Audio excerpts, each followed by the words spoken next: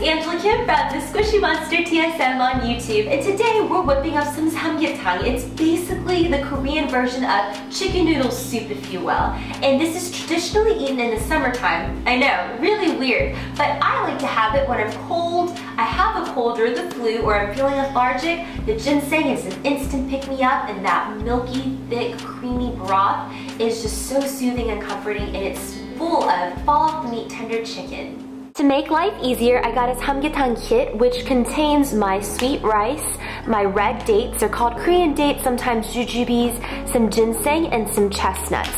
And you see I have a bowl of water here set out because I want to soak all of my dried ingredients to kind of rehydrate them. In go all of my dried ingredients, and obviously you can source these individually, but I found it to be cost effective to do it this way. And then my rice. And I'm gonna soak this for about an hour. Now we can prepare our Cornish hen, and it's so perfect for this because it is so tender and soft when it cooks up. It's fall off the bone. My mama always taught me to clip off the tips of the wings, and my shears are kind of dull, but it still works here because it is a smaller chicken. It's easier to work with. So I've already gutted him, and actually let's take off the neck too. I'm actually not going to rub any salt and pepper on him. My mama actually, after it's been cooked, likes to kind of open it up and shred it with her fingers or with her chopsticks, and then likes to dunk it in a combination of salt and pepper. So you can salt it if you'd like, but I'm going to do it the way that I grew up eating it. So in the hollow cavity, you want to spoon in a little bit of that sweet rice.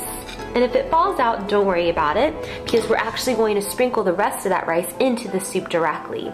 And then you want to tuck in a couple pieces of that ginseng, which really makes this dish so aromatic. And then our red dates, and then a couple chestnuts. Just tuck it all in there. I just want to top off with a little extra rice. And shove it right back in there. And then you don't have to perfectly truss him, you just want to kind of enclose all of this in there. And if it seeps out, it's not gonna be a big deal because it'll just help flavor the stew. But you just wanna close him up a little bit, and only because I don't have any twine, any kitchen twine, you can just use some floss in a pinch. You just wanna make sure it's not fluoride or wax coated, and just kind of give him a rough little kind of tie like that. Like I said, it doesn't have to be perfect. You're gonna snip it off anyways. And then I have some classic Korean earthenware. If you don't have this, you can just use whatever pot you have on hand. And then you just wanna nestle him in. Now all we have to do is spoon in a little extra of the rice on the sides, some of those dates, a piece of that ginseng, a little bit of that chestnut. Just kind of scattered around lazily around the pot. We are, and then you want to fill and cover with enough water to set the chicken in, and it'll just boil off of all of these different ingredients, and it'll kind of just blister and just kind of braise together over the stovetop for about an hour. 30 minutes in, and I've just flipped my chicken so the other side gets kind of coated and drinks up all of that liquid that's married with all those flavors. You want to fill with a little bit more water because you want to keep that chicken covered. And as it bubbles away, any foam that kind of floats to the top, you want to skim off. And then I'm just gonna let it go for another 30 minutes, and it's as easy as that. We're ready to eat. After about an hour, the meat is soft and tender, fall off the bone.